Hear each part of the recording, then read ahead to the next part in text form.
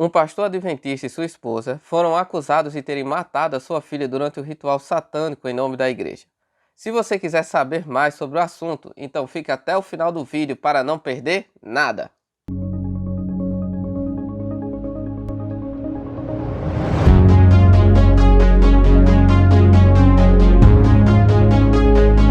Seja bem-vindo ao canal História do Adventismo, o único canal em língua portuguesa que tem como foco a história da Igreja Adventista. É verdade.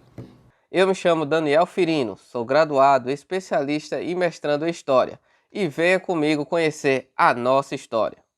É claro. Um pastor adventista e sua esposa foram acusados e chegaram a ser condenados por assassinarem a própria filha. Esse fato chegou até virar filme. Foi um dos casos mais bizarros envolvendo um membro da Igreja Adventista, e segundo vários jornais não adventistas, como o Correio Brasiliense, de 3 de agosto de 1989, e o Tribuna da Imprensa, de 28 de julho de 1989, consideraram que a prisão e a condenação foram frutos de preconceito, descasos jurídicos e pela mídia sensacionalista. Eu conheci essa história na meditação diária Um Dia Inesquecível de Alberto Tim. Então pesquisei mais sobre o assunto e estou trazendo o resultado para você. Mas para que eu possa continuar trazendo vídeos como esse, é muito importante que você se inscreva no canal e ative o sininho para receber todas as notificações. E aproveite e já deixe o seu like.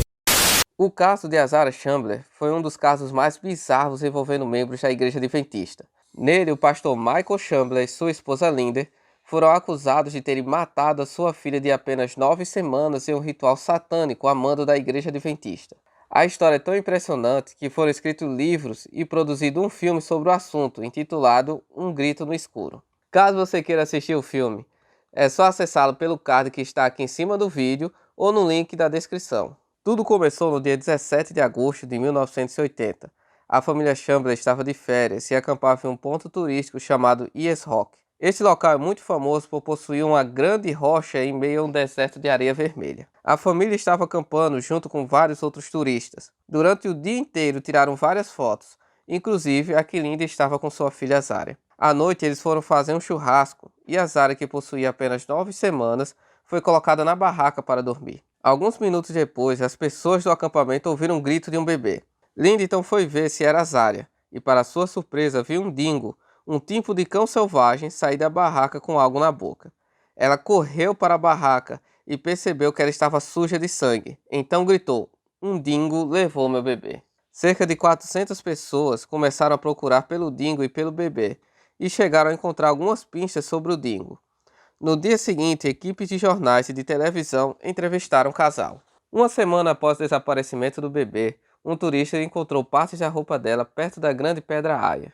Então surgiram vários rumores acusando Chambler de terem dado fim à sua filha. A suspeita e os rumores foram alimentados pela disposição do Chambler em ser entrevistados, sua crença religiosa pouco conhecida e dúvida de que um dingo fosse capaz de agarrar e carregar um bebê de 4,5 quilos.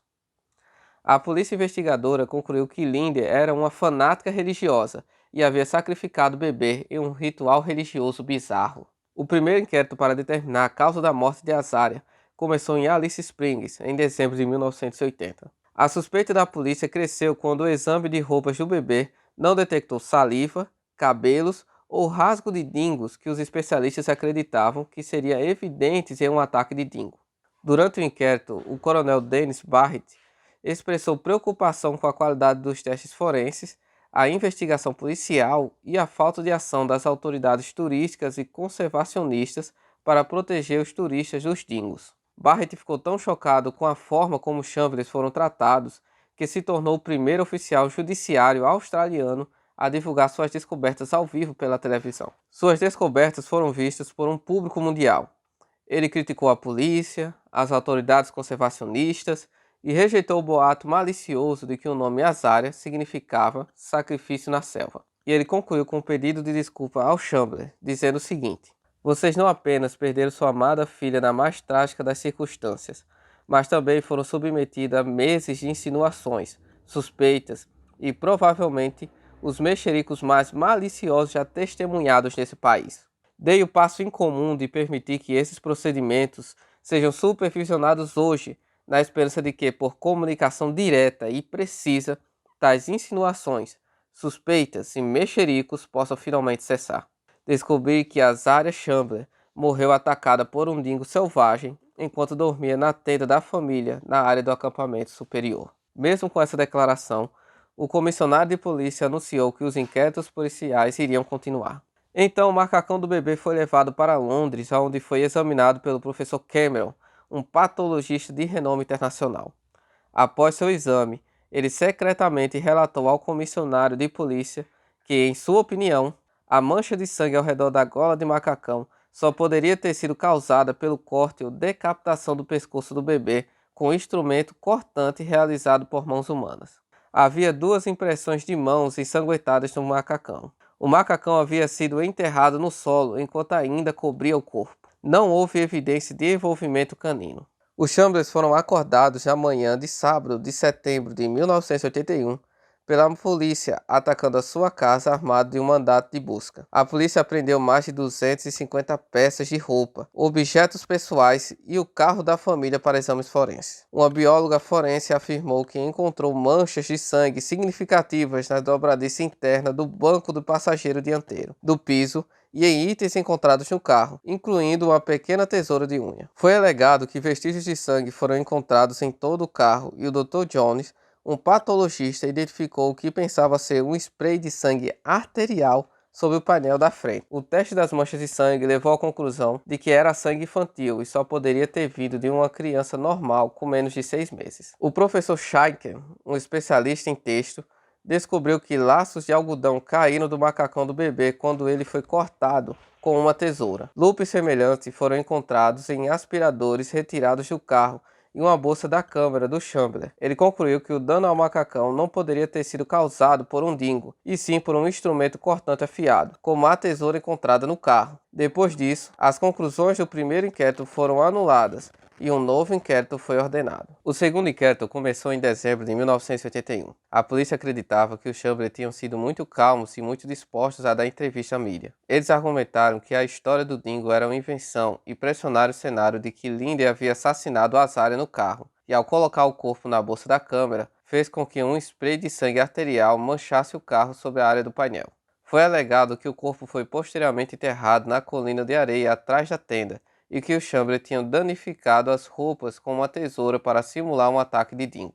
Na conclusão deste segundo inquérito, Lindy foi levado a julgamento por homicídio e Michael por ser cúmplice após o fato. O julgamento estava programado para começar em abril de 1982, mas foi adiado até setembro. Em junho, era óbvio que Lindy esperava outro filho. Os detratores acreditavam que a gravidez era uma manobra deliberada para ganhar simpatia, enquanto seus apoiadores a viam como uma demonstração de fé. No julgamento foram levadas testemunhas de defesa. O patrulheiro-chefe de East Rock testemunhou como ele havia pedido permissão para atirar em dingos porque eles haviam se tornado estranhamente ousados e agressivos e atacaram outras crianças e campistas pouco antes da chegada do Chambler. Durante sua busca na noite em que a Zaria desapareceu, ele descobriu rastros que iam da tenda de Chambler a uma colina de areia. Como um rastreador experiente, ele acreditava que as marcas foram feitas por um dingo arrastando e pegando um objeto pesado, deixando um padrão na areia. O médico de Lindy confirmou que ela não havia demonstrado nenhum sinal de depressão pós-parto, e todas as testemunhas que a viram naquele dia confirmaram seu cuidado e amor pelo bebê. 2 eminentes professores de imunologia contestaram os procedimentos de teste de sangue do material encontrado no carro e a conclusão de que era sangue infantil. Se houvesse sangue no carro, tudo, exceto o spray sob o painel, poderia ter vindo de uma vítima de acidente sangrando que os Chambers transportaram e dirigiram para o hospital antes de a Zaria ter sido desaparecida. A evidência que o spray sob o painel era um spray arterial de sangue infantil foi fortemente contestada. Testemunhas de defesa comentaram que o dano ao macacão pode ter sido causado por um dingo, e os laços de algodão encontrados pela polícia podem ter vindo de outros macacões. Um patologista eminente contestou a opinião do professor Cameron de que a mancha de sangue no macacão era causada por um corte na garganta e impressões digitais ensanguentadas. A conclusão do juiz do julgamento favoreceu Chambler, mas depois de 6 horas, o júri retornou aos vereditos de culpado. Lindy foi imediatamente condenada a uma pena de prisão perpétua com trabalhos forçados e no dia seguinte, Michael foi condenado a uma pena suspensa de 2 anos. Os Chambers entraram com vários recursos, e o último deles no Tribunal Superior da Austrália, que foi rejeitado por uma maioria de 3-2 em fevereiro de 1984. As crenças religiosas dos Chambers trabalharam contra eles. As testemunhas que apoiavam os Chambers foram questionadas se eram adventistas. Muitos dos rumores ultrajantes que circularam tinham um tom religioso. Quando Azaria desapareceu, havia mais de 40 mil adventistas do sétimo dia na Austrália, e a igreja ficou chocada ao saber quão pouco o público sabia sobre os adventistas do sétimo dia e o que eles acreditavam. O Dr. Norman Young, professor sênior do Novo Testamento no Avalon College, na época, fez uma série de observações significativas sobre o caso e a igreja. Ele escreveu: tanto o público australiano quanto a imprensa sabiam muito pouco sobre a religião dos Chambers e dos mais de 40 mil companheiros adventistas do sétimo dia australiano. Essa falta foi preenchida em grande parte pela imaginação e não pela investigação. A fofoca fabricou todos os tipos de perversidade, como as seguintes: casais adventistas não desejavam filhos. A igreja adventista praticava ritos como manchar o sangue em uma caverna sagrada. O sacrifício de criança fazia parte da doutrina adventista, que os clarividentes eram mais confiáveis do que os ministros adventistas. Como todos os recursos na Suprema Corte haviam sido negados, todos os direitos legais dos Chambers foram esgotados. A única revisão posterior possível seria persuadir o Procurador-Geral do Território Norte a exercer o seu árbitro para ordenar o inquérito. A equipe jurídica do Chambers continuou a acumular novas evidências, e em junho de 1985 apresentou ao procurador um pedido de inquérito baseado em declarações atualizadas de testemunhas relevantes e novas evidências de que havia fios de cabelos de dingo nas roupas, que o suposto spray arterial não era nem mesmo sangue, apoio do fabricante do reagente de teste de sangue de que os testes de sangue forenses não eram confiáveis. O dano ao macacão foi causado por um dingo, e pelos encontrados na barraca e roupas eram pelos de dingo. O procurador-geral indeferiu o pedido de inquérito em novembro de 1985, informando que, após sua consideração cuidadosa, o pedido não era convincente ou de tal substância para justificar o inquérito. No entanto, em fevereiro de 1986, cerca de 5 anos e meio após o desaparecimento de Azaria, John Baser, um mecânico de motores, procurava com outros o corpo de um homem que havia caído enquanto escalava a pedra de Ia. Enquanto caminhava entre 2 policiais, notou um material exposto na areia. Ele o pegou e sentiu a areia quebrando ao redor. Ele foi o único pesquisador naquele dia que teria reconhecido que esta era a jaqueta do bebê de tamanho pequeno significativo. Era o casaco de matinê, a única peça de roupa de Azaria que nunca fora encontrada. Em 7 de fevereiro de 1986, o procurador-geral ordenou a libertação imediata de Lindy da cadeia de Berrima, em Darwin, e anunciou que a comissão real seria realizada. A comissão começou em 8 de maio de 1986.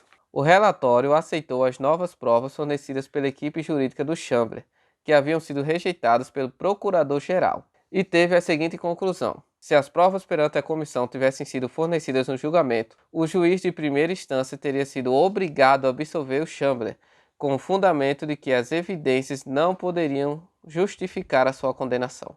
O Chambers então recebeu o perdão e a compensação. O perdão é uma ação executiva para libertar o destinatário das consequências de uma condenação e não de uma declaração de inocência. Em 15 de setembro de 1988, o Tribunal de Apelação Criminal do Território do Norte anulou as condenações do Chambers e deu veredito de absolvição. Um terceiro inquérito foi realizado em 1995.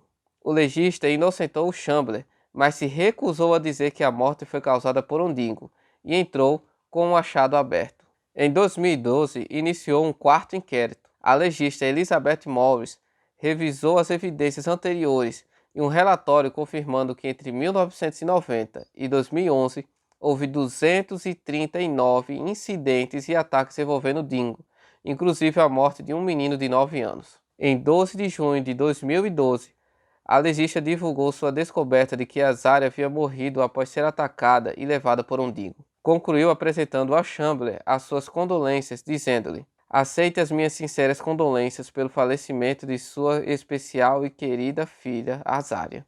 Sinto muito pela sua perda.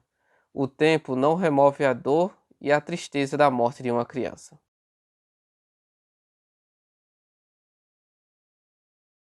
Então, o que você achou do vídeo? Deixe a sua opinião aqui nos comentários. Esse vídeo foi uma adaptação do artigo O Caso Legal do Chamblee e a Igreja Adventista do Sétimo Dia, da Divisão Pacífico Sul da Enciclopédia Adventista. E caso você ainda não é inscrito no canal, aproveita e já se inscreve no canal e deixa o seu like. E até mais e tchau!